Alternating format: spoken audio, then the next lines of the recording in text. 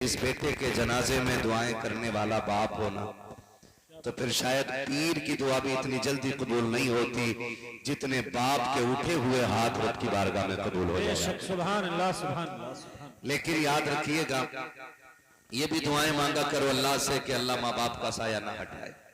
मौत पर हक है, मरना सभी को है, लेकिन अगर माँ चली जाए तो ऐसा लगता है जैसे सर से साहिबान हट गया हो, और बाप चला जाए तो ऐसा लगता है जैसे जमीन तंग पड़ गई हो।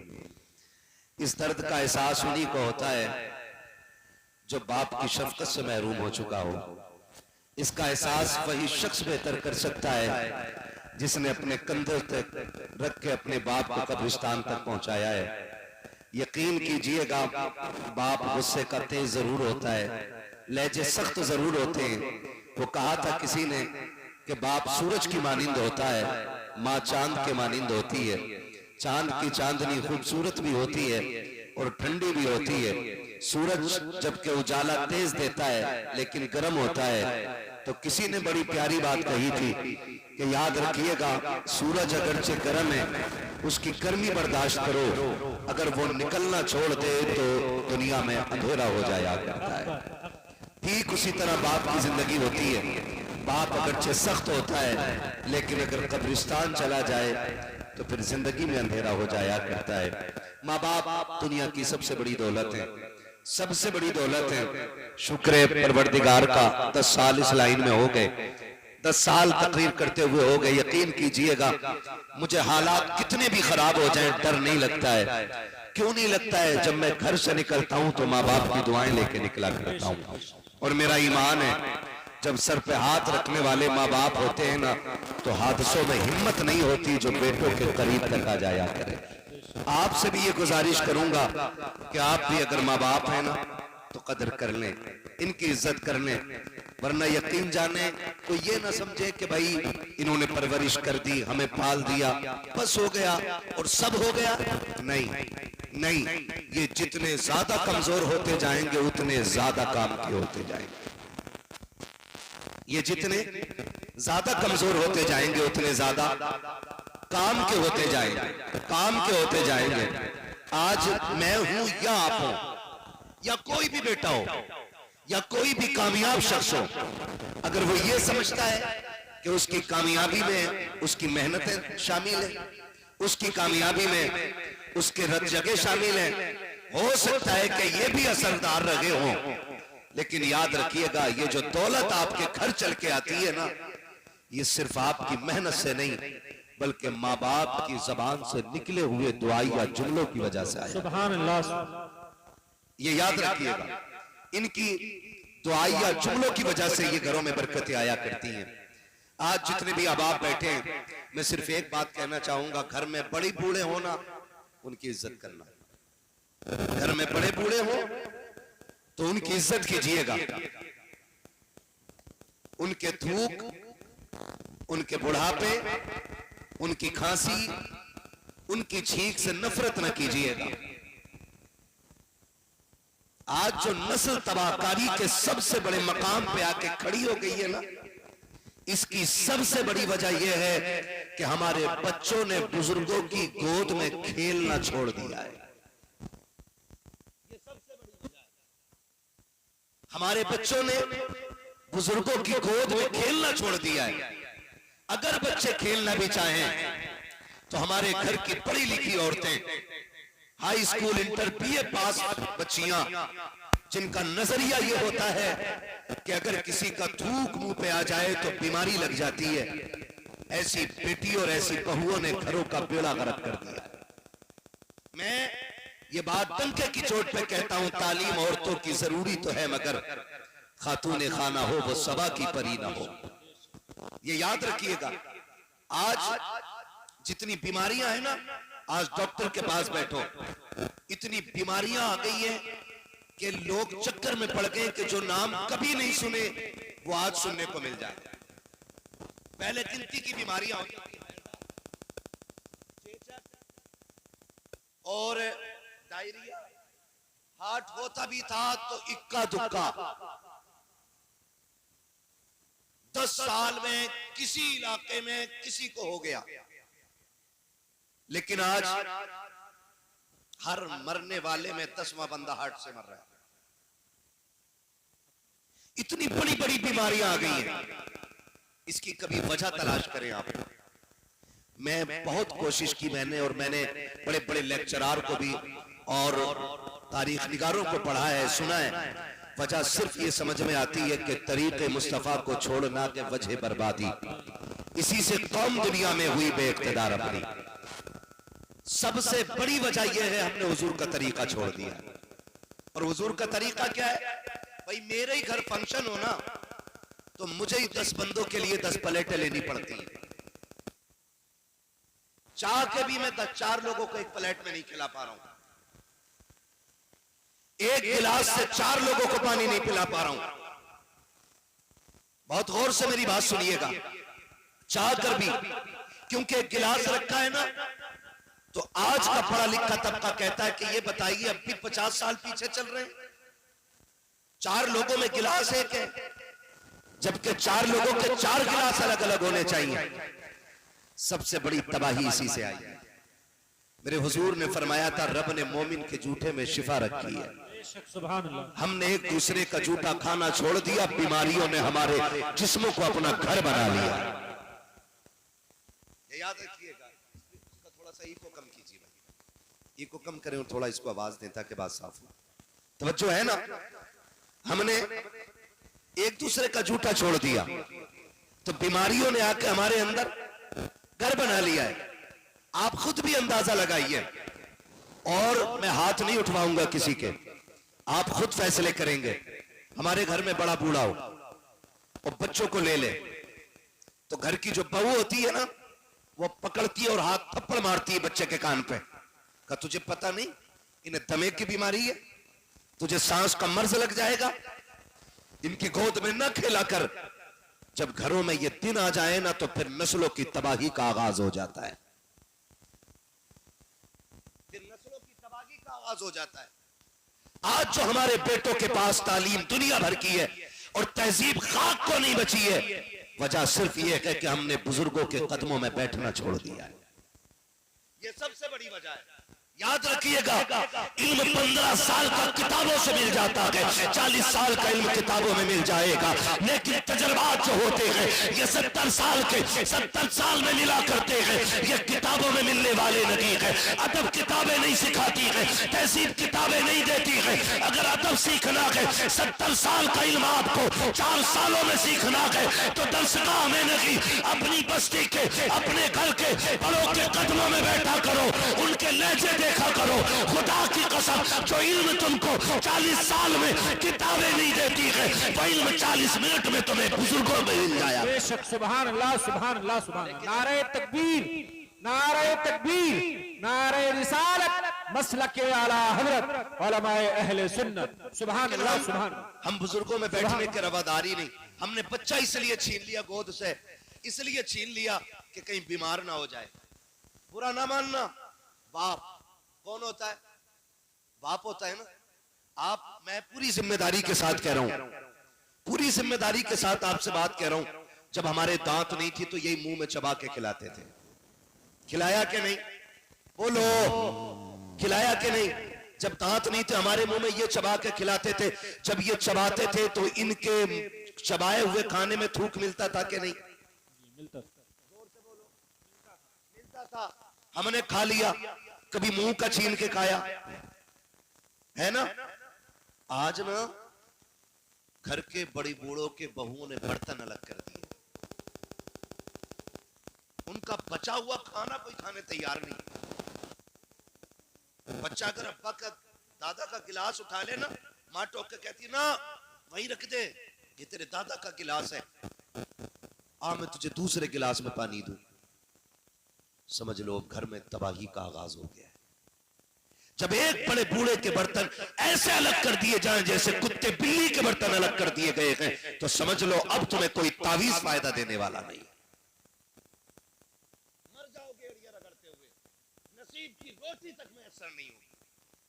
जब बड़े बूढ़ों के बर्तन अलग कर दिए जाएं तो घर की तबाही से कोई तुम्हें नहीं बचा सकता है, कोई नहीं बचा सकता। हर घर की कहानी है, बड़े बूढ़े के बर्तन अलग कर दिए जाते हैं। पता है जब कयामत का दिन होगा अल्लाह बुलाएगा 70 साल के बूढ़े को, कहा आ मेरी बारगाह में आ।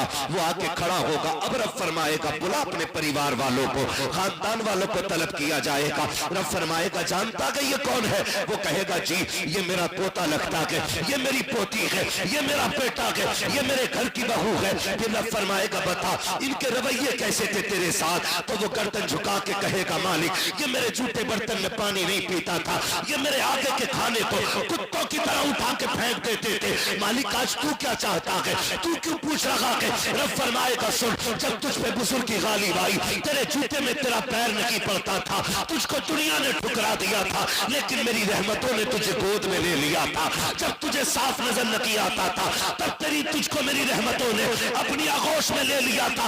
आज मैं दुनिया को बताने लगा हूँ सुन, ये तेरे थूक से नफरत करने वाले, तेरे कपड़ों से नफरत करने वाले, तेरे बिस्तर पे न बैठने वाले, आज इनको तेरी हैसियत दिखाना चाहता हूँ। मालिक बता तेरा क्या फैसला है? रब फरमाएगा बता आज किस किस को जन्नत देनी है? मालिक क्यों का जिसको तू कहता जाएगा उसको मैं जन्नत देता जाऊंगा, ताकि इनको पता चले तुम जिसको बेकार समझते थे वो रब की बारगाह का सबसे कीमती हीरा बन करके मैदान क़यामत। सुभान अल्लाह, सुभान अल्लाह, सुभान अल्लाह, सुभान अल्लाह, सुभान मेरी गुजारिश है अपने घर के बुजुर्गों की इज्जत करें, इनको रब की बड़ी नेमत समझे, इनकी गोद में बच्चे डाल दिया करें। बाप तब नहीं मरा जब कफन लपेटा उसने, बाप तब नहीं मरा जब उसकी सांसें रुक गई, बाप तो तभी मर गया था जब बाप के बचे हुए पानी को बेटे ने फेंक के गिलास धो के दूसरा पानी पिया ना, बाप के सामने बाप तभी मर गया था। बाप तभी मर गया था जब बेटे को उसके थूक से नफरत हुई, बाप उसी दिन मर गया। अब सिर्फ मिट्टी में दबना बाकी था। और तुम्हें खुदा का वास्ता इज्जत किया करो, इनकी कदर किया करो। मारे मारे फिरती हमारी कौम, तावीज दे दे, डोरी दे दे, बड़ी तकरीरें करता, तुझे वजीफे आते होंगे। सबसे बड़ा वजीफा यह है जो मेरा भी अमल है, आपका भी अमल होना चाहिए कि अपनी कमाई अपने माँ बाप पे खर्च करो, अल्लाह इतना देगा कि 7 पुश्तों से नहीं खाया जाएगा। बेशक, सुभान अल्लाह, 7 पुश्तों से नहीं खाया जाएगा। आज अब्बा ना मुट्ठी में सर्दी आ रही है, देखना आप सर्दी आ रही है, हाँ मेडिकलों पे जाके खड़े हो, सर्दी आ रही है, 60 साल का बूढ़ा, 70 साल का बूढ़ा मुट्ठी में पर्ची दवा के ला रहा है, कह रहा जी ये सिरप दे दो। अब सिरप का रेट पूछ के ना पर्चा वापस लेता, क्यों ले रहा है वापस? काज इलाज का पैसा देने वाले बेटे तैयार नहीं है, बेटे तैयार नहीं। हम सोचे तो सही यार, सोचे तो सही, हम नामवरी के लिए ना कंबल भी बांट देते, केले भी बांट देते, फ्रूट भी बांट लेते। जन्नत के लिए माँ बाप के खर्चे नहीं उठाए जाते? जन्नत के लिए माँ बाप के खर्चे नहीं उठाए जाते? ये मेरे सर के ताज बैठे हुए सारे, मैंने इनकी बारगाह में बैठ करके कुरान पढ़ा है। हाफिज शादा साहब क़िबला मेरे उस्ताद भी हैं, मैंने कुछ पारे हिफ्ज़ किए थे। मैं आपसे कह रहा पूरी जिम्मेदारी के साथ कह रहा हूँ, खुदा की कसम जाओ मेडिकलों पे जाकर देखो, लोग मुट्ठी बांध के खड़े रहते हैं, हिम्मत नहीं होती है पर्चा देने की। लोग पूछते हैं कयामत कब आएगी? सुन, कयामत के आने का इंतजार न कर। अगर बाप तकिए के नीचे दवा का पर्चा छुपा के रखा रखे और उसकी हिम्मत न होती हो बेटे से दवा का पर्चा देने की, तो फिर पूछ मत कयामत कब आएगी। समझ ले कयामत दरवाजे पे आके खड़ी हो गई है। कितने बाप ऐसे हैं जो पर्चे दबा के रखते हैं, बेटे ये खांसी का सिरप है, पिछले साल ला के दिया था, बड़ा सुकून मिल गया था, इस बार भी ये सिरप ला दे। और जब बच्चा पर्चे को लेकर के मुट्ठी बांध के उसको मरोड़ के बाप के मुंह पे मार के कहता है तुम्हारे खर्चे उठाओ या औलाद के खर्चे उठाओ, तो खुदा की कसम पूरे जिस्म का लहू रुक जाता है। और जाके बीवी से कहता है आज लग रहा है ये मेरा बेटा नहीं है, आज लग रहा है इसकी रगों में मेरा लहू नहीं है। बीवी रो के कहती है मैंने तुमसे कहा था कि उसके पास न जाइएगा, मुझे बता तो सही, अगर बाप बेटे के पास ना आएगा तो किसके पास आएगा? मैं मानता हूँ जरूरतें ज्यादा है, जानता हूँ महंगाई बढ़ गई है, अगर बाप आ जाए तो अपने रोने न रोया करो, महंगाई न रोया करो, उसकी बात को तस्लीम कर लिया करो, रात को मुसल्ले बिछाया करो, कहा करो मालिक मेरे बाप के सदक़े में मेरी भी जरूरत पूरी कर दे, मेरे बाप की भी पूरी कर दे। खुदा की कसम रात गुजरने से पहले अल्लाह रिज़्क़ों का इंतजाम फरमा। सुभान अल्लाह, नारे तकबीर, नारे रिसालत, मसलके आला हजरत, अज़मत वालिदैन, नारे तकबीर, नारे रिसालत। सुभान अल्लाह, सुभान अल्लाह। आज है ना खर्च कर लो, आज है तो खर्च कर लो, कल ये नहीं होंगे ना तो दौलत से घिन लगेगी, घिन, नफरत हो जाएगी इसी दौलत से। आप बताओगे, बाप जब गाड़ी ले ना, साइकिल ले, मोटरसाइकिल ले, तो सबसे पहले बेटे को बैठाता है, हाँ तुझे चक्कर घुमा के लाऊं। हाँ, मुझे अच्छी तरह याद है जब हमारे अब्बू को बाइक मिली थी, वो किसी ने गिफ्ट में दी थी, है ना, क्या नाम था उसका, 4 स्ट्रोक बजाज चैंपियन, है ना, ऐसे इतना लंबा गाड़ी का नाम था। तो जब हमारे घर में आई थी तो मैं बाहर पढ़ता था, जब आया ना तो मैंने गाड़ी देखी तो मैं बहुत खुश हुआ। अब्बू ने कहा चल बैठ मैं तुझे घुमाऊंगा। सच्ची बात यह है कि बाप कुछ भी लाता है ना तो पहले बेटे को बैठाता है। आपसे मेरी इतनी गुजारिश है, ये हमें तब कंधों पे लेके मेले और बाजार जाते रहे जब गाड़ियां नहीं थी। आज गाड़ी है और इन्हें बैठाने का वक्त नहीं है। लानत होती है ऐसी दौलत पे जो माँ बाप के काम ना सके। अल्लाह की कसम खा के कहता हूँ, कितने अमीर हैं। मेरे एक दोस्त हैं, कारी साहब निजामत करते हैं। मैंने जब इत्तेफाक से उनके, मैं कानपुर गया था, वो आज कानपुर में इमाम है, तो वो मुझसे कहने लगे मुफ्ती साहब मैंने नया मकान लिया है, आप मेरे घर आ जाएं। दोस्त है मेरे, मैंने कहा भाई वक्त कम है। उसने कहा बस कदम रख दें, दुआ करते हैं थोड़ी सी। मैं चला गया, दोस्ती का मसला थोड़ा नाजुक होता है। जब मैं गया ना कारी साहब के बिला, तो मैं मकान देखा उनका, और देखने के बाद मैं कहने लगा वाह भाई वाह, मौज कर दी, कमाल कर दिया तुमने, तो इतना अच्छा मकान ले लिया। मैंने ये कहा और वो रोने लग गए। मैंने कहा यार कारी साहब रोए क्यों? उन्होंने कहा हम्माद भाई मैं यहाँ जब इमामत करने आया था, बड़ी गुर्बत थी मेरे घर में, मैं बड़ी कमजोर हालात में कानपुर आया था और इमामत मुश्किल से लगी थी। मैं 1 महीना घर नहीं गया तो कह रहे मेरे माँ मुझसे मिलने के लिए ना कानपुर आ गई थी। माँ मिलने के लिए कानपुर आ गई थी, 1 महीना बेटे को नहीं देखा था। कहते वो कानपुर आई ना तो वो चाहती थी कि यहाँ रुके, तो कहने लगे मेरे पास उन्हें रुकाने की जगह नहीं थी, उनको ठहराने के लिए जगह नहीं थी। मस्जिद का एक छोटा सा हुजरा था, मैं उसमें कहां रखता माँ को। कहने लगे मैंने माँ को थोड़ा सा बहलाया और बहला के ना मैं बस स्टॉप पे, बस पे बैठा के आ गया। कहने लगे रो इस बात पर रहूं, कल माँ थी मकान नहीं था, आज मकान है लेकिन माँ नहीं है। आज मकान है माँ नहीं है। मेरे नौजवान भाइयों, कल दौलत होगी माँ बाप नहीं होंगे तो रोगे। अब्बा पूरी जिंदगी साइकिल से चलता रहा, आज काश गाड़ी के दौर में वो जिंदा होता। वो पूरी जिंदगी छतों पे पन्नी डाल के गुजारे करता रहा, आज काश वो बिल्डिंग का दौर देख लेता, तो फिर आंसुओं के सिवा कुछ नहीं होगा। आज इनकी आवाज पे लब्बैक कह दिया करो, कल कब्रिस्तान जाओगे खूब चीखना अब्बा अब्बा कहना, तुम्हारी आवाज सुनाई देगी, पलट के बेटा कहने वाले बाप की आवाज लौट के नहीं आएगी। आज है तो कदर कर लो इनकी, कदर कर लो इनकी। कभी बैठा करो फुर्सत में, कभी वक्त दिया करो यार, कभी पूछा करो हालात जिंदगी इनसे।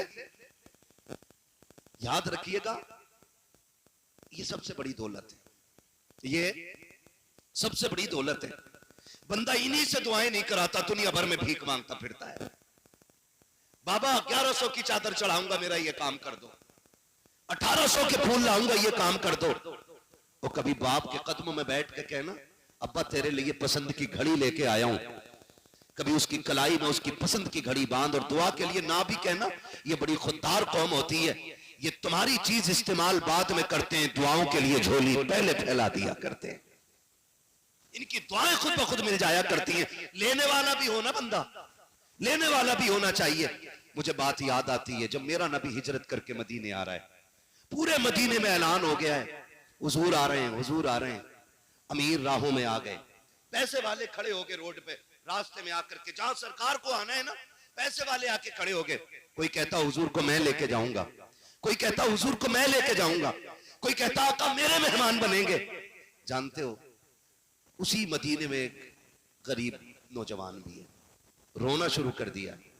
मां ने कहा बेटे रो क्यों रहा है? कामी बड़े बड़े अमीर हुजूर को अपने घर लाना चाहते हैं, ख्वाब तो मेरा भी था ना कि हुजूर मेरे मेहमान बने, लेकिन अम्मी मैं बड़ा गरीब हूं, हुजूर मेरे घर कैसे आएंगे? माँ ने कहा चाह ये रस्सी ले, डोल ले, बाल्टी और पानी भर के ला। अम्मी क्या करेगी? कहा हुजूर को आना है ना, हुजूर को आना है ना, हुजूर को आना है। कहते अम्मी हम गरीब लोग, हमारी कच्चे आंगन, हुजूर के लिए बड़े बड़े अमीरों के दस्तरखान बिछे हैं। कहते तू अपना काम कर, मां अपना काम करेगी। और जानते उस जवान को दुनिया अबू अय्यूब अंसारी का नाम देती है। सुभान अल्लाह। हजरत अबू अय्यूब अंसारी रो रहे हैं, अम्मी गरीब है हम। का डोल रस्सी ले, पानी भर के ला। पानी भर के लाए, छिड़काना शुरू कर दिया। अम्मी क्या कर रही है? कहती बेटे अमीर अपने हिसाब से घर सजा रहे हैं, गरीब अपने हिसाब से घर सजाए। सुभान अल्लाह। माँ ने घर सजाया। अबू अय्यूब अंसारी कहते आ। माँ ने कहा इधर आ। मैं आया और माँ ने झोली फैला दी और मुझसे कहने लगी बैठ। कहते मेरी माँ के जुमले थे, मालिक मेरा बेटा भी चाहता तेरा महबूब आए।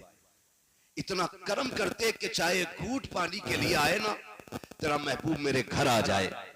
माँ ये दुआ कर रखी है। अबू अय्यूब अंसारी कहते हैं कि मेरी बेकरारी का हाल न पूछो। मैं माँ को देखता था, रोता जाता था, लेकिन माँ तो माँ होती है ना, औलाद की आंखों में आंसू नहीं देख पाती है। कहती जब माँ की दुआ मुकम्मल हो गई, उसने कहा अब क्या देख रहा है, जा नबी को बुला के लेके आ। कहते सरकार की तरफ मैं भी दौड़ गया। लोग सवारियां लिए खड़े हैं, कोई ऊंट कोई घोड़ों पे था, मेरे पास तो कोई सवारी भी ना थी। मैं जाके एक पत्थर पे बैठ गया। मेरे वही पुराने गरीबों वाले हाल थे। किसी ने मुझसे कहा जवान तू क्यों आया है? मैंने कहा मैं भी हुजूर को लेने आया हूँ। किसी ने कहा देख तो सही, बड़े बड़े अमीर आके खड़े हैं, सबाका को लेने के लिए आए हैं, क्या तू पैदल लेकर के जाएगा? का जब अमीरों ने ताना दिया है, अबू अय्यूब अंसारी कहते हैं मेरा दिल टूट गया, मैं रोता हुआ आ गया। माँ ने कहा क्या हुआ लाडले, हुजूर को नहीं लेके आया? कहा अम्मी क्या करता, वहां बड़े बड़े पैसे वाले हंस रहे थे, मैं गरीब की किस गिनती में वहां आता, मेरी कोई औकात न थी। अम्मी मैं लौट के आ गया हूँ। अम्मा की दुआओं का असर देखे जब मेरा नबी मदीने में जलवाकर हो रखा है, कोई कहता आका मेरे मेहमान बने, कोई कहता आका मेरे मेहमान बने। किसी ने हुजूर की सवारी की रस्सी पकड़ी है, आका कहते छोड़ो, झगड़ा ना करो, मेरी सवारी मामूर मिन अल्लाह है, ये अल्लाह के हुक्म पे बैठेगी, जहाँ ये बैठ जाएगी वहीं पे मेरा डेरा लग जाएगा। अब आका की सवारी छोड़ दी गई है, मदीने के चौक में चक्कर लगाया है, आके अबू अय्यूब अंसारी के दरवाजे पे बैठ जाती है। अमीरों ने कहा था यहाँ क्यों बैठ रहे हैं, चलिए मेरे घर चले। आका इत्तेफाक हो सकता है, कहा नहीं फिर से सवारी को चलाया जाए। 3 मरतबा सवारी चली है, फिर आकर के अबू अय्यूब अंसारी के दरवाजे पे बैठी है। जब तीसरी मरतबा बैठी है, दरवाजे पे दस्तक हुई, मंदक कलबा कौन दरवाजे पे है? अबू अय्यूब अंसारी तेरी किस्मत जाग गई है, तेरे दरवाजे पे आज वो आया है जो मेराज की रात अर्शों का मेहमान बन के गया। नारे तकबीर, नारे रिसालत, मसलके आला हजरत, उलमाए अहले सुन्नत, मुफ्ती अहमद साहब क़िबला, अज़मते वालिदैन, नारे तकबीर। आज वो आया है जो अर्शों पे मेराज का दूल्हा बन के गया था। हजरत अबू अय्यूब अंसारी नंगे पैर दौड़ गए, हुजूर आ गए, हुजूर आ गए। दरवाजा खोला, सरकार मुस्कुरा रहे थे। अल्लाह अकबर। आका फरमाते अंदर आने की इजाजत नहीं दोगे? बिछ गए। सरकार मकान की इजाजत ले रहे, मकान भी आपका है, इस गुलाम की जान भी आपकी है। हुजूर आए ना, सरकार अंदर आए, एक प्याला पानी का दिया गया, हुजूर एक घूंट पी लेना।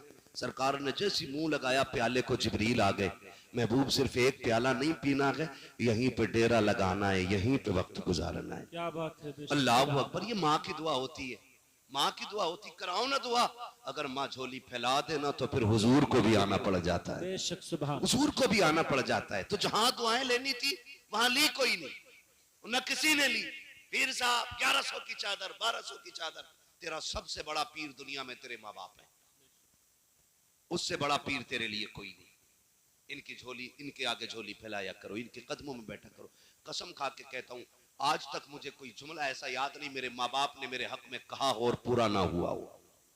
आज तक जो उन्होंने कहा हो और पूरा ना हुआ हो। हाँ, मैं जब कभी माँ बाप के पास बैठता था ना, तो एक जुमला कहते थे, खुदा तुझे बादशाहों वाली जिंदगी देगा। तो मैं सोचता था यार बादशाहत भी चली गई, अब हुकूमतों का दौर भी नहीं है, इनकी ये दुआ कैसे पूरी होगी? खुदा की कसम जब कहीं जाता हूँ वो लोग जूतियां सर पे रखते हैं ना, तो मुझे याद आता है ये मेरा कमाल नहीं, ये मेरे माँ बाप की दुआओं का कमाल रखा गया है। हाँ, उन्होंने जो कह दिया फिर वो होना है। उनकी जबान से निकला हुआ एक एक लफ्ज पत्थर की लकीर होता है। इनसे दुआएं मांगा करो, इनके आगे बैठा करो, इनसे दुआएं कराया करो। हाँ, दुनिया को याद है, बात लंबी करना मकसूद नहीं है, वक्त काफी हो चला है, बस इतना समझ लो। वाकया पूरा सबको याद है। हजरत मूसा कलीमुल्लाह ने नहीं कहा था मालिक जन्नत में मेरा साथी कौन बनेगा? तो रब ने फरमाया है ना वो एक दुकानदार, कहा उससे मिलना चाहता हूँ, जाओ फला जगह चले जाओ।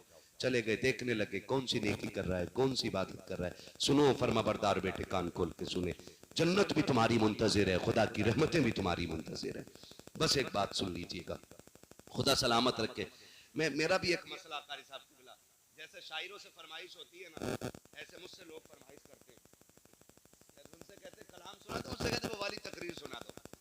है आपकी मोहब्बतों का शुक्रिया, लेकिन मैंने पहले ही अपने भाई से कहा कि देखो गारंटी नहीं है कि मैं आपकी फरमाइश पूरी कर सकूं, इसलिए कि मुझे खुद नहीं पता जब मैं बोलता हूं तो कैसे और कहां से बोलता हूं। मुंड के ऊपर बात है, जिधर चल गई बस उधर ही चल गई। ठीक, बस मैं बात अर्ज करने लगा हूं। हजरत मूसा से पूछ, हजरत मूसा ने कहा मालिक जन्नत में मेरा साथी कौन होगा? फरमाया फला बंदा है। कहां मिलेगा? फला मकाम पे। जाके बैठ गए। कौन नेकी करता भाई? कौन सी नेकी है जन्नत में मेरे साथ रहेगा? फरमाने लगे गोश्त की दुकान थी, पूरा दिन गोश्त काटा, कोई नेकी कोई इबादत दिखाई नहीं दी। साथ चल दिए, घर आ गए। उसने कहा साथ चल रहे थे, और नबी को अल्लाह उसके दौर में सबसे ज्यादा हसीन बनाता है। हजरत मूसा कलीमुल्लाह सबसे ज्यादा हसीन अपने दौर के। उसने देखा चलते हुए, सलाम किया, कहने लगा परदेसी लग रहे हो? कहा हाँ। कहा मेरे घर रुकोगे? कहा क्यों नहीं, आप तो चाहते ही ये थे। साथ चले गए, घर गए, जाकर के देखा कोई अमल उसका दिखाई नहीं दिया। आपने ना, फिर उसने कहा हुजूर मैं जरा खिदमत कर लूं और फिर आपके पास बैठता हूं। गया, उसने माँ को खाना खिलाया, पूरी तफसील सब जानते। जब खाना खा चुकी ना, फिर माँ की झोली फैल गई और अपने होठ हिला के कुछ कह रही। तो हजरत मूसा कलीमुल्लाह कह रहे हैं यार ये कौन है ये? उसने कहा जी मेरी माँ है। ये क्या कह रही है?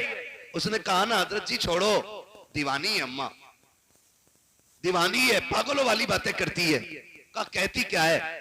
कहा देखो ना, कहां मैं और कहां मूसा। ये जब मैं इसको खिला पिला देता हूं, ये झोली फैला के कहती है अल्लाह मेरे लाल को जन्नत में मूसा के साथ रखना। क्या बात है, बेशक सुभान। आप बताइए मोहतरम, कहा मेरे जैसा बंदा, कहा अल्लाह का जलील कद्र पैगंबर मूसा, ये बात समझ में आने वाली है? हजरत मूसा उठ के खड़े हो गए, फरमाने लगे आ मेरे सीने से लग जा।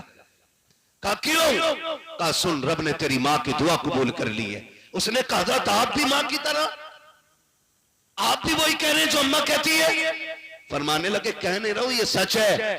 कहा मैं कैसे मानूं? फरमाया सुन, जिस मूसा को तेरी माँ दुआओं में मांगती है ना, वो कोई और नहीं तेरे सामने खड़ा है। बेशक सुभान अल्लाह।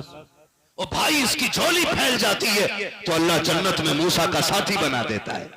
हम दुआएं ले रहे इनसे, लेकिन दुआएं लेने वाला ही कोई नहीं है, दुआएं लेने वाला कोई नहीं है। आज है माँ बाप, इज्जत कर लो। खुदा की कसम मेरे नबी ना, मेरे नबी कभी जिंदगी में अपने चचा के आगे नहीं चलते थे। किसके आगे? जोर से चचा के आगे। अब तो अल्लाह खैर करे, अब्बा मरा नहीं और चचा डाकू बना नहीं।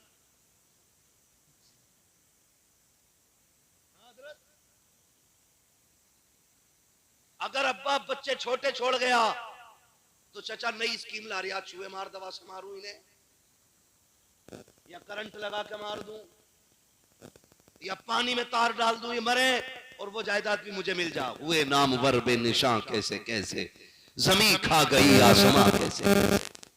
लालच में न रही। गलत नहीं कह रहा हूं, ये भी एक दर्द है मुआशरे का, ये भी एक दर्द है सोसाइटी का। सर्दी आ रही है, कंबल बांटने निकल जाएंगे चौक में, एक कंबल 6 लोग दे रहे हैं। अगर पर्दे लग जाए शहरों में, उस पे चलवा दे। ये कंडीशन है हमारी, बुरा ना मानिएगा, बहुत गौर से मेरी बात सुनिएगा। अल्लाह करे कि किसी के सर से बाप का साया ना उठे, कह दो आमीन। ज्यादा ही जले भुने बैठे हो क्या? कह रहे आप समझा दियो मेरे अब्बा को, बहुत दिन हो गए बर्दाश्त करते हुए। क्या हो गया भाई, क्या हो गया? ये हद हो गई है बर्दाश्त की भी, देख लूंगा फिर उन्हें भी। तेरी औकात क्या है, तेरी हैसियत क्या है जो तू देख ले। अगर उसकी खाली नजर बिगड़ गई ना, अल्लाह तेरी पूरी जिंदगी बिगाड़ के रख देगा। खाली नजर बिगाड़ दे वो तो देख लूंगा उन्हें भी। दुआएं मांगा करो, अल्लाह माँ बाप को सलामत रखना। इनकी लगने वाली ठोकर के सदके में हमारा रिस्क उतारा जाता है, रिस्क उतारा जाता है। जब बाप बिस्तर पे पड़ा हो ना बीमार, खुदा की रहमतें टूट के बरसती हैं और आवाज देख के कहती, सुन तेरे अमल तो रोटी के नहीं थे, लेकिन तेरे बूढ़े बाप की वजह से हम तुझे रोजी दे रहे हैं, तेरे बीमार बाप की वजह से दे रहे हैं, तेरे कमजोर बाप की वजह से दे रहे हैं। तो बात लंबी होगी, बस इतना समझ लो, दुआएं मांगा करो। मेरे हुजूर अपने चचा को कभी आगे नहीं चलने देते थे। हाँ, चचा को आगे नहीं। आज मैयत हो जाए ना और यतीम छोड़ जाए, भैया यतीम बच्चे छोड़ जाए अपने पीछे ना, तो तीजे वाले दिन भी गोद में 40वें तक चचा गोद में रखता है। पता है क्यों?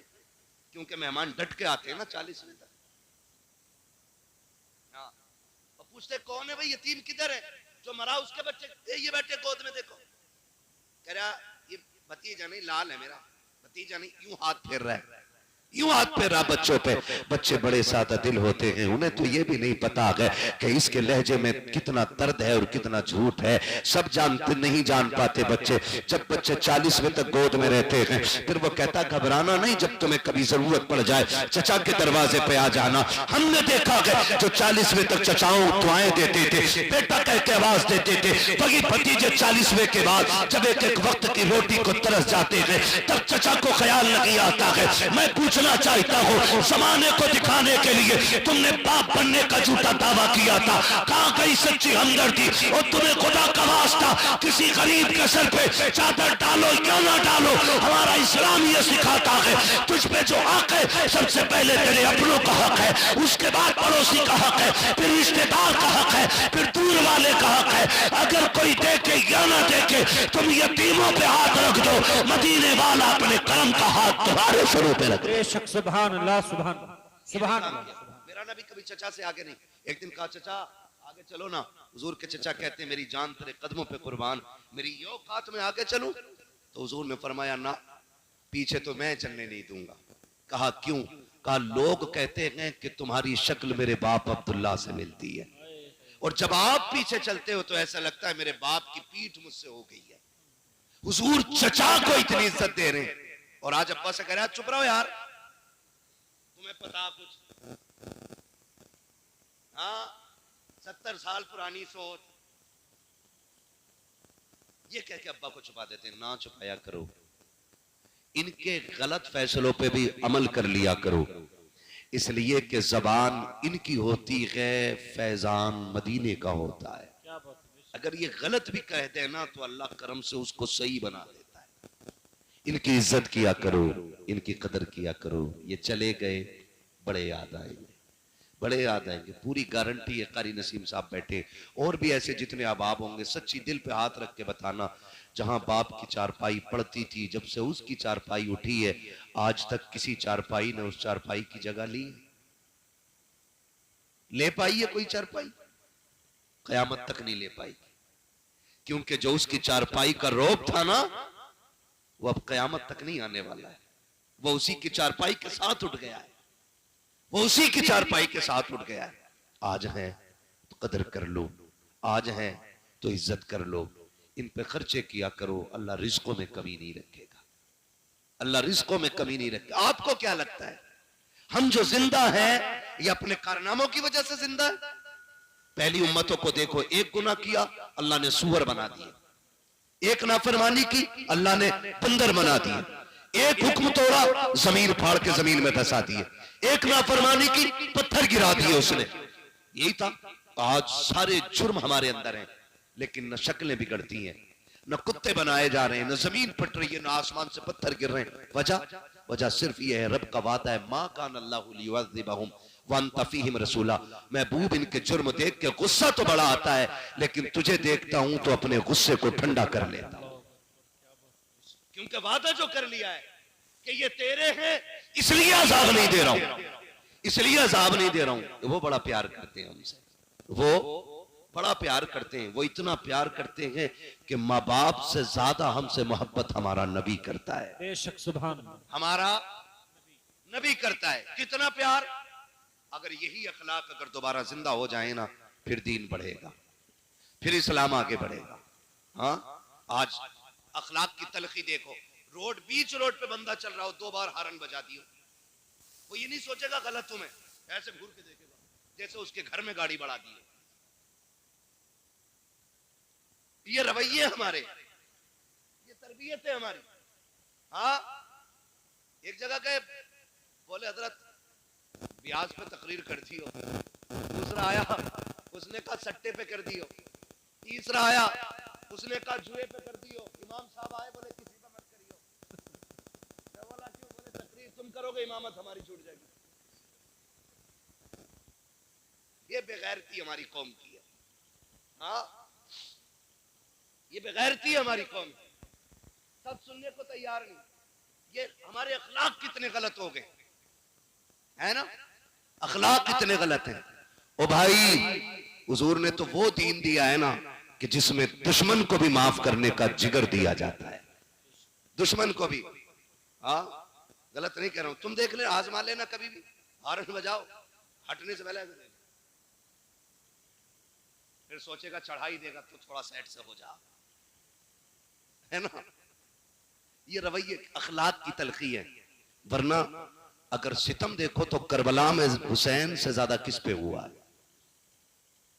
अगर जुल्म देखो तो अहले बैत से ज्यादा किस पे किए गए। और फिर माफी का हुनर देखो तो जब मुख्तार सकफी कातिलाने हुसैन से जब बदला ले रहा था ना, तो शिमर जैसा लहीन जान बचाने के लिए दौड़ रहा था, जंगल में दौड़ा जा रहा था। उसको लगी प्यास, एक खेमा नजर आया, और वो खेमा किसी और का नहीं, इमाम ज़ैनुल आबिदीन का खेमा था। आप दुनिया छोड़ के ना जंगल में आ गए थे, अल्लाह अल्लाह में लगे थे। उसने आवाज दी, है कोई? अंदर से इमाम ज़ैनुल आबिदीन निकले। ओहो हो, उसने देखा ना, पहचान गया, ये तो हुसैन के बेटे। उसने सोचा क्या करूं, प्यास तेज लगी थी। उसने कहा पानी मिलेगा? आपने कहा क्यों नहीं। पानी दिया, उसने एक प्याला पिया। कहा और मिलेगा? आपने और दे दिया। 3 प्याले पानी पिया। और जब जाने लगा तो उसने कहा शायद आपने मुझे पहचाना नहीं।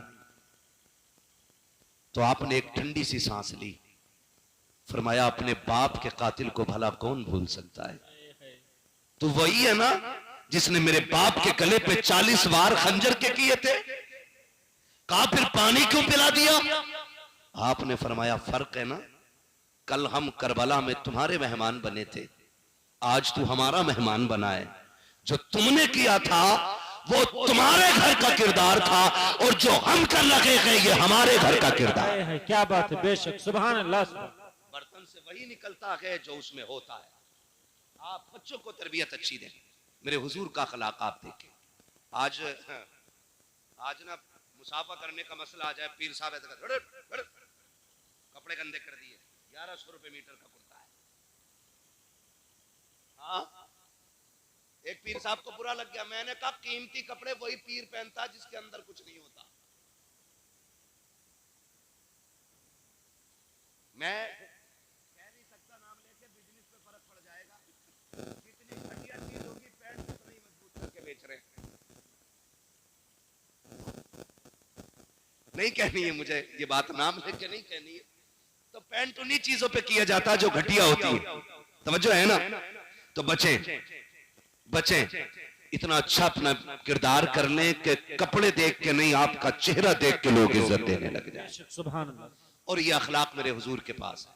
हुजूर नमाज पढ़ने आते ना, मस्जिद में नमाज पढ़ने आते थे सरकार, तो बच्चे मदीने के चौक में खड़े रहते थे।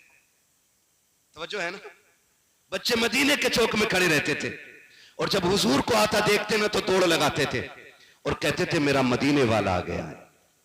क्या कहते थे? इतनी जोर से न बोलो कि कहीं पुलिस पकड़ के न ले जाए। इतनी जाहिल कौम है हमारी, अगर एक दीवान जी भी आ जाए तो डर के मारे 10,000 दे दो। पढ़ो, और इतना पढ़ो कि कानून सीख जाओ। हाँ, तवज्जो है ना। क्या कहते थे? मेरा मदीने वाला आ गया। सारे बच्चे दौड़ जाते थे हुजूर की बारगाह में, और हुजूर सबको दुआएं देते थे, कभी किसी को अलग नहीं किया, कभी किसी को हटाया नहीं हुजूर ने, सबको दुआएं देते, सबको दुआएं देते। तो बच्चे इंतजार करते थे, बच्चे इंतजार करते थे। एक दिन ना सहाबा के बच्चों में यहूदी का बच्चा भी आ गया, और छोटा मोटा दुश्मन का बच्चा नहीं, उस दुश्मन का बेटा था जिसके घर में बैठ के हुजूर के कत्ल की प्लानिंग होती थी, वो आ गया। सारे बच्चे दौड़े, हुजूर आए तो वो नहीं दौड़ा। बच्चे कहने लगे यार तू नहीं आया। उसने कहा रसूल तुम्हारा, नबी तुम्हारा, महबूब तुम्हारा, मैं तो दुश्मन का बेटा हूं, मैं क्यों जाता, वो तुम्हें दुआएं देते, मुझे तो धक्का दे देते ना। तो बच्चे ने कहा हमारे नबी को तू जानता नहीं है, वो कभी किसी को धक्का नहीं देते। उसने कहा चलो अगले वक्त आएंगे तो देखा जाएगा। बच्चे इंतजार में खड़े, हुजूर आ गए।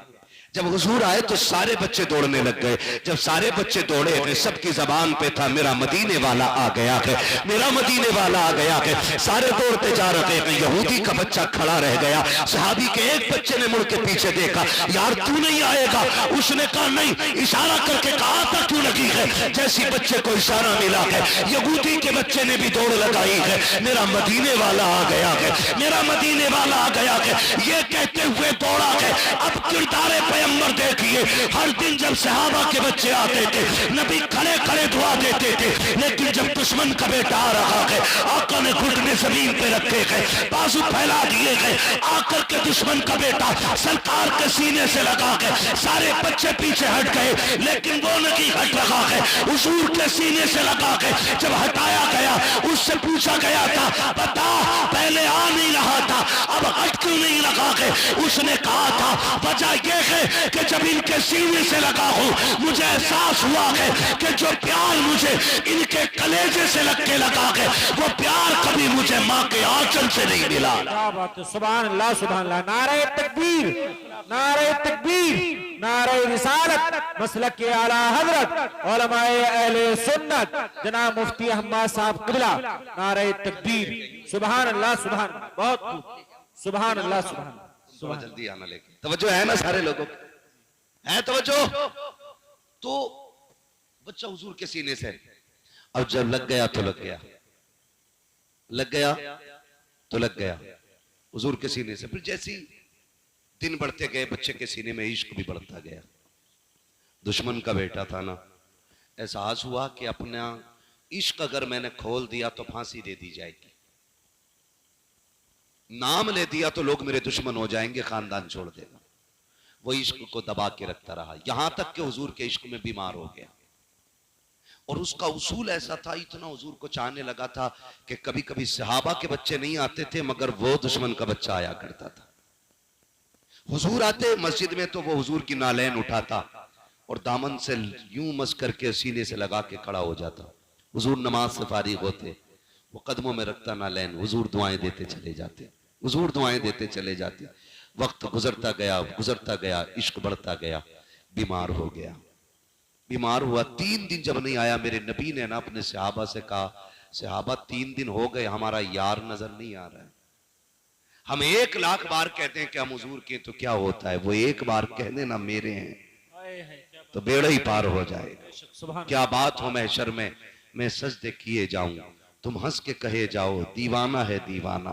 मैं होश और हवास अपने इस बात पे खो बैठा, तुमने जो कहा हंसकर आया मेरा दीवाना। बस वो जो अगली बात कही थी, इतना तो कर्म करना ए चश्मे करीम आना, जब जान लबों पर हो तुम सामने आ जाना। क्या बात है ना, जब जान लबों पर हो तुम सामने। बच्चा बीमार हो गया, अब हुजूर कहते 3 दिन हो गए यार की सूरत नहीं देखी है, जबकि कलमा नहीं पढ़ा अभी बच्चे ने, अखलाक और किरदार देखी है। 3 दिन हो गए यार नजर नहीं आ रहा। हुजूर ने बच्चों से कहा, बच्चों हमारा यार कहां है। एक बच्चा खड़ा हुआ, या रसूल अल्लाह मैं उसके घर से आ रहा हूं, वो 3 दिन से बेहोश है, मैंने उसके बाप को दीवार से लग के रोते देखा है। वो कह रहा था बेटे एक बार आंखें खोल, बस इतना बता दे बीमारी क्या है, तू जा तो रहा है, कम से कम दर्द तो बताता चला जा। हुजूर उसने आंख नहीं खोली है। दूसरा बच्चा खड़ा हुआ, आका मैंने मां को रोते देखा है, गोद में सर रख के बैठी थी, वो कह रही थी एक बार मां कह दे ना, आंख खोल और एक बार मां कह दे।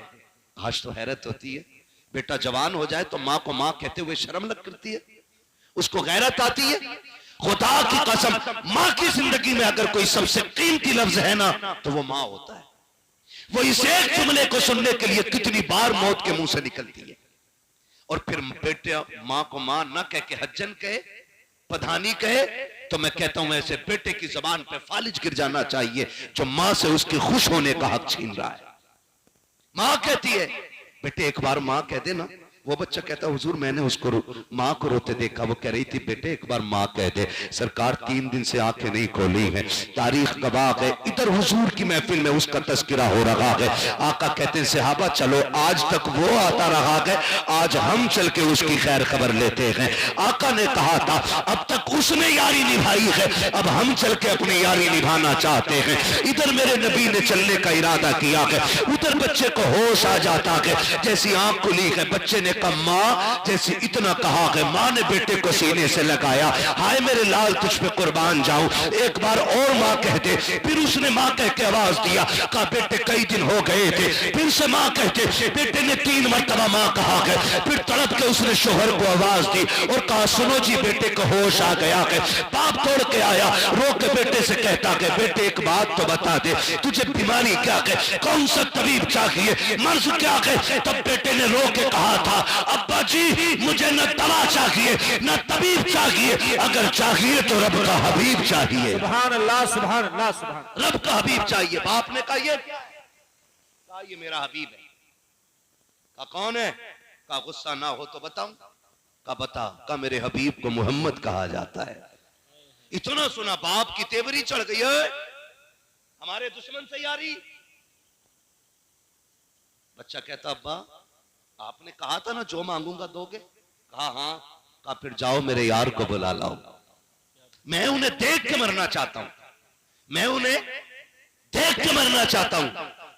बाप ने कहा कुछ और मांग ले, जो मांग लेगा दे दूंगा, लेकिन ये नहीं कर सकता मैं अपने दुश्मन के दरवाजे पे जाऊं। बच्चे ने अब रोना शुरू किया, रूह किया हुजूर के मकान की तरफ, रो के कहता यार जब तक मैं ताकतवर था मैं आता रहा, लेकिन अब मैं कमजोर हो गया हूं, अब तू तो आ सकता है ना, आ यार की यारी निभा के चला जा। आज मैं इतना कमजोर हो गया हूं, मैं तेरी चौखट तक नहीं आ सकता हूं, आजा और यारी की रस्म अदा करके दिखा दे। तू तो आ सकता है, अगर मैं चलने के काबिल होता तो तुझे आवाज न देता। जब बच्चे ने तड़प के ये कहना शुरू किया कि बाप की आंख में आंसू आ जाते हैं, उसने कहा बस कर मैं तेरी बात मानने के लिए तैयार हूं। उसने कहा जा जाके मेरे महबूब को ले आ। बाप ने कहा अगर धक्का दे दिया उन्होंने तब क्या बनेगा। बच्चे ने कहा जितना मैं जानता हूं उतना तुम नहीं जानते हो। बाबा जी जाना तेरा काम है, चल के आ जाना मेरे यार का काम है, चाहिए तो सही। इधर यहूदी ने दरवाजे से पैर निकाला है, उधर मेरा नबी चलना शुरू कर देता है, इधर बाप निकला है। थोड़ी देर गुजरी है, बच्चा अचानक दरवाजे की तरफ देख के कहता है अम्मी मेरा मदीने वाला आ गया है, मेरा मदीने वाला आ गया है। माँ ने दरवाजे की तरफ देखा, माँ तो माँ हुआ करती है, बेटे को सीने से लगा के रोने लग जाती है, सोचती है सकरात का आलम है, रूह निकलने वाली है, बेखुदी में शायद बोल लगा के। बच्चे ने फिर कहा माँ मेरा मदीने वाला आ गया है। माँ ने कहा देख तो सही, दरवाजा खाली है, कोई नहीं आया है। उसने कहा ना मेरी माँ सुन तो सही, मेरा यार आ रहा है। माँ ने कहा बेटे कोई भी नहीं आया है, तू कैसे कह रहा है। बच्चे ने तड़प के कहा था अम्मी देख ये हवा बता रही है मेरा यार आ रहा है, खुशबू बता रही है मेरा यार आ रहा है, फिजाओं की रवानगी बता रही है मेरा यार आ रहा है। अभी इतना कहा ही था कि मेरे नबी ने कदम अंदर रखा। बच्चा तड़प के कहता है अम्मी देख वो मेरा मदीने वाला यार आ गया। सुभान अल्लाह सुभान अल्लाह सुभान सुभान सुभान। जब उठा ना तो आधे जिस्म की रूह निकल गई है। अल्लाह से दुआएं मांगा करो कि मौत भी आए तो हुजूर के मदीने में आ जाए, है ना, मौत भी आए तो हुजूर के मदीने में आ जाए। ओ भाई अल्लाह से दुआएं मांगा करो। उठना चाहा हुजूर की दौड़ लग गई, हुजूर दौड़े और जैसे उठना चाहा आधे जिस्म की रूह निकल गई। मेरे नबी ने हाथ का सहारा दिया और फरमाया तकलीफ न कर, यारी निभाने मैं आ गया हूं। उसने हुजूर का चेहरा देखा, आंख में आंसू भर लाया। उसने कहा ये यारी काम आएगी ना, ये यारी काम आएगी ना। हुजूर की आंख में आंसू, फरमाने लगे सुन मेरा कलमा पढ़ ले, कब्र में भी काम आएगी ये यारी, हश्र में भी काम आएगी। उसने बाप का चेहरा देखा, अब्बा तू बता तेरी क्या राय है, तू बता तेरी क्या राय है। बाप ने कहा सुन, जब अब तक यारी निभाता रहा है और इसी के इश्क में जा रहा है तो फिर कलमा क्यों नहीं पढ़ लेता है। बच्चे ने मां की तरफ देखा, मां ने कहा जा, मां तो होती राजी बच्चों की रजा में है, जिसमें तेरी रजा उसमें मेरी रजा। बच्चे ने हुजूर का हाथ पकड़ा, का फिर सुन, यारी के ताबूत में आखिरी कील भी ठोक दे, कलमा पढ़ा के अपना बना ले। हुजूर ने कलमा पढ़ाया, जैसी कलमा पढ़ाया बच्चे का इंतकाल हो गया। सरकार उठ के आने लगे, यहूदी ने कहा ठहरो, इसे क्यों छोड़ के जा रहे हो। कहा ये तेरा बच्चा। उसने कहा ना, जब तक कलमा नहीं पढ़ा था मेरा था, अब कलमा पढ़ लिया ये तुम्हारा हो गया, अब मुझे नहीं चाहिए, ये लेके जाओ इसे। हुजूर ने फरमाया अबू बकर उठा लो, यार का जनाजा है महबूब की चौखट से उठाया जाएगा। हजरत अबू बकर ने बच्चे को गोद में उठाया, इसकी तजहीज और तकफीन हुजूर की चौखट पे हो रही है। वो कहा था ना, आशिक का जनाजा है जरा धूम से निकले, महबूब के कूचे से जरा घूम के निकले। जब गुलाम का जनाजा चला, सहाबा कहते हैं हुजूर पंजों के बल चल रहे हैं, और जब कब्र में उतारने की बारी आई, सर्दी का मौसम, पसीना टप टप गिर रहा है। हजरत उमर ने हिम्मत की, जुर्रत की और आके हुजूर जब आए तशरीफ लाए, अर्ज करते हैं या रसूल अल्लाह एक सवाल पूछना है। इतना समझें कि मैं जो बात कह रहा था उसे खत्म कर लूं कि सरकार से हजरत उमर फारूक आजम ने कहा था आका आप पंजों के बल क्यों चल रहे थे, और सरकार सर्दी में माथे से पसीना, आका करीम ने फरमाया उमर मेरे यार के जनाजे में इतने फरिश्ते आए हुए थे कि पैर रखने की जगह नहीं मिल रही थी। बेशक सुभान, इतने फरिश्ते मेरे यार के जनाजे में आए हुए थे कि पैर रखने की जगह क्यों नहीं थी। हुजूर फिर वो सर्दी में पसीना का जब कब्र में उतारा गया, दो बातें थी।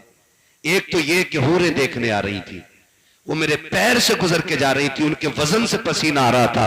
दूसरी हिकमत ये थी कि मैं अपने पसीने के कतरे इसलिए टपका रहा था कि फरिश्ते कब्र में आए तो मेरे पसीने की खुशबू बता दे कि हुजूर की गुलामी करके दुनिया से आ रहा है ना। तो ये वजह है कि हम पर अजाब नहीं आ रहा है, हुजूर का बड़ा करम है, हुजूर का बड़ा करम है। फरमाया गया कि तुम्हारे रब ने यह फैसला फरमा दिया है कि इबादत सिर्फ अल्लाह की करनी है, और इबादत के बाद जो सबसे पहला काम है वो वालिदैन की फरमाबरदारी का काम है। करेंगे इंशाअल्लाह, वादा करते हैं इंशाअल्लाह।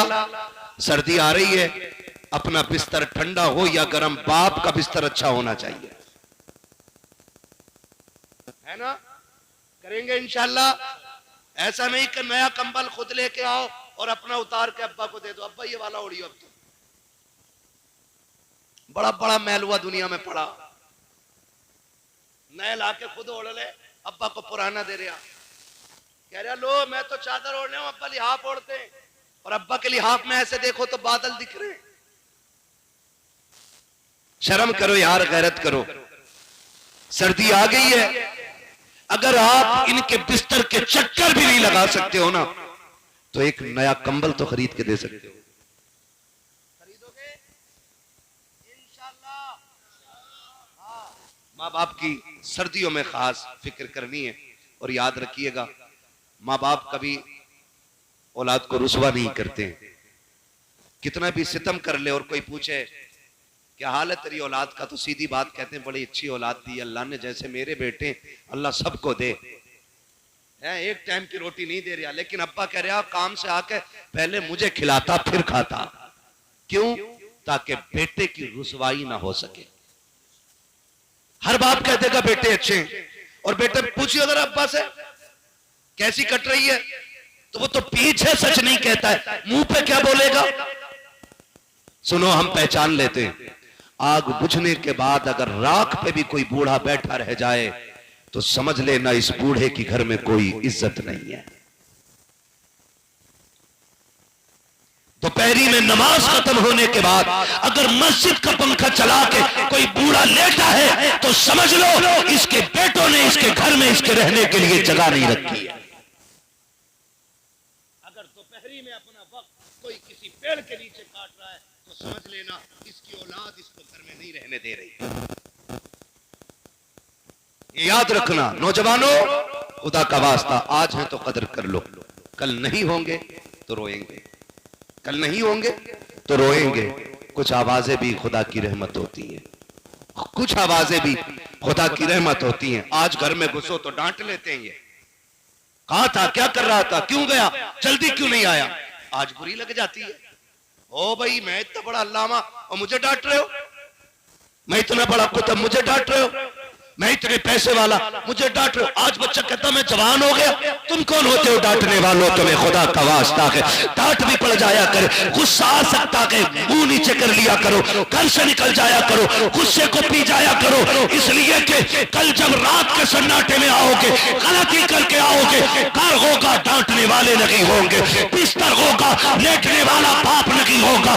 आज एक चश्मे पे लड़ने वालों, खुदा की कसम, जिसका आज एक शीशा नहीं गलवा पाते हो, कल इसी चश्मे को देख देख के रोओगे।